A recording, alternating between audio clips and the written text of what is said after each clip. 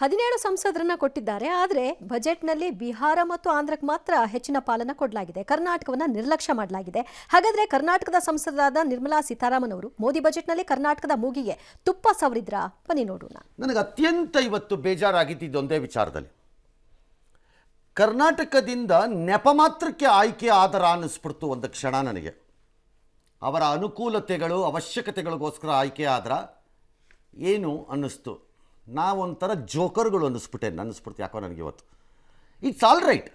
ದಕ್ಷಿಣ ಭಾರತದಲ್ಲಿ ಯಾವುದಾದ್ರೂ ಒಂದು ರಾಜ್ಯ ಈ ಭಾರತೀಯ ಜನತಾ ಪಕ್ಷಕ್ಕೆ ಒಂದಕ್ಕಿಂತ ಎರಡನೇ ಸ್ಥಾನವನ್ನು ಕೊಡುವಂತಹ ಶಕ್ತಿ ಇದ್ದಿದ್ದರೆ ನೀವು ಮಾಡಿದ್ರೆ ಓಕೆಪ್ಪ.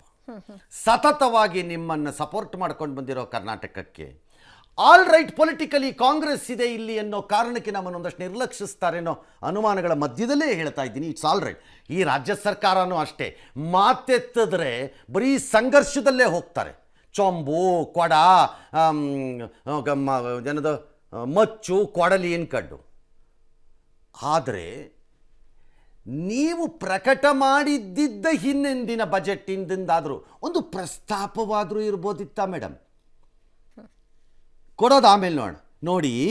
ಆ ಭದ್ರಾ ಯೋಜನೆಗೆ ಕರ್ನಾಟಕದ್ದೊಂದು 3,000 ಕೋಟಿನ 3,500 ಕೊಡ್ತೀವಿ ಅಂದಿದ್ದು. ಅದರ ಒಂದಷ್ಟು ತಾಂತ್ರಿಕ ಸಮಸ್ಯೆಗಳಿವೆ, ಅದನ್ನು ರಿಸಾಲ್ವ್ ಮಾಡ್ಕೊಳ್ಳಿ, ಕೊಡ್ತೀವಿ ಈಗಲೂ ಅಂತ ಒಂದು ಪ್ರಸ್ತಾಪನಾರು ಬೇಡವೇ ನಿಮ್ಮನ್ನು ಆಯ್ಕೆ ಮಾಡಿ ಕಳಿಸಿದ್ದು ರಾಜ್ಯಕ್ಕೆ? ಅಥವಾ 17 ಜನರನ್ನು ನಿಮ್ಮ ಮಡಿಲಿಗೆ ಹಾಕಿದ್ದಕ್ಕೆ ಅದಾದರೂ ಬೇಡವಾ? ಅಷ್ಟೇ ನಾನು ಕೇಳ್ತಿರೋದು. ನನಗೆ ಬಿಹಾರ ಹತ್ರ 56,000 ಕೊಡು, ಇದೊಂದು ಕೊಡಿ, ನಾನು ಕೇಳೇ ಇಲ್ಲ. ನಮಗೆ ಆಯ್ತಪ್ಪ ನೀವು ಬಿಹಾರನೇ ಉದ್ಧಾರ ಮಾಡ್ರಪ್ಪ, ಸ್ವಲ್ಪ ದಿನ ನೋಡೋಣ. ಎಕ್ಸ್ಪೆಕ್ಟೇಷನ್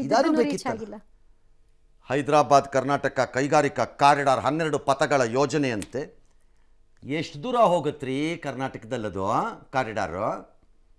ಎಷ್ಟು ದೂರ ಹೋಗುತ್ತೆ? ರೈಲ್ವೆ ಯೋಜನೆಗೆ 7,500 ಕೋಟಿ. ಈ 7,500 ಕೋಟಿ ಏನು ಕೊಡ್ತಾರೆ? ಅದು ಕಳ್ಳೆಕಾಯಿ ಬೀಜ ಆಗಿರುತ್ತೆ. ಯಾಕಂದರೆ ಅದೆಲ್ಲ ಮುಂದುವರಿದ ಯೋಜನೆಗಳು. ಬಟ್ ಅದರ ಮೇಂಟೆನೆನ್ಸು, ಇದ್ರ ಖರ್ಚೆಲ್ಲ ಎಗರೋಗಿರುತ್ತೆ ಆ ದುಡ್ಡೆಲ್ಲ. ಪೆರಿಫೆರಲ್ ರಿಂಗ್ ರೋಡು, ಭದ್ರಾ ಮೇಲ್ದಂಡೆ, ಮಹದಾಯಿ, ರಾಯಚೂರಲ್ಲಿ ಏಮ್ಸು. ರಾಯಚೂರಲ್ಲೇ ಅದೇನು ಏಮ್ಸು ಅಂತಾರೆ, ನನಗೆ ಅದೇನು ಗೊತ್ತಿಲ್ಲ. ಯಾಕಂದರೆ ಅಲ್ಲಿ ಆಲ್ರೆಡಿ ಒಪೆಕ್ ಹಾಸ್ಪಿಟ್ಲ್ ಇದೆ. It could have been upgraded also for A better. ಇದಕ್ಕೆ ಏನೂ ಇಲ್ಲ ನಮ್ಮದಕ್ಕೆ.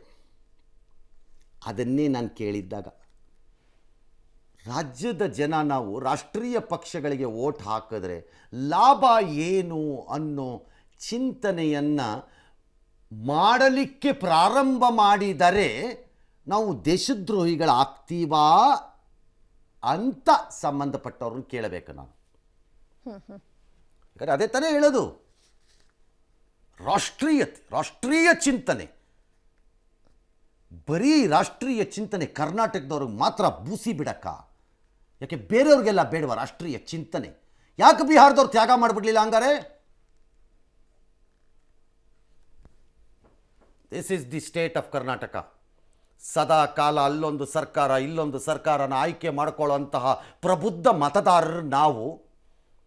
ಈ ಮಧ್ಯದಲ್ಲಿ 17 ಜನ ಅಲ್ಲ, 26 ಜನ ಅಲ್ಲ, ಎಷ್ಟಾರು ಕಳಿಸು, ನೀನೊಬ್ಬ ನನ್ನ ಜೀತದಾಳು ಅಂತ ಟ್ರೀಟ್ ಮಾಡೋರು ಅವರು. ಇವರಿಬ್ಬರ ರಾಜಕಾರಣದ ಮಧ್ಯೆ ತಗಲಾಕೊಂಡು ಸಾಯೋರು ಈ ರಾಜ್ಯದವರು. ಇದ್ರ ಮಧ್ಯೆ ಬಯಸ್ಕೊಳ್ಳೋದು ಬೇರೆ ನಾವು. ದುರಭಿಮಾನಿಗಳು, ಭಾಷಾ ದುರಭಿಮಾನಿಗಳು. ಜಾಬನ್ ಕಂಡವನಿಗೆಲ್ಲ ಕೊಡು, ಅಮೇರಿಕಾಯಿಂದನೂ ಕರ್ಕೊಂಬಂದು ಕೊಡು, ಬಯಸ್ಕೊಳ್ಳೋದು ಬೇರೆ. ಯಾವ ಸೌಭಾಗ್ಯಕ್ಕೆ ಕರ್ನಾಟಕ ಮಾಡ್ಕೊಂಡ್ವು?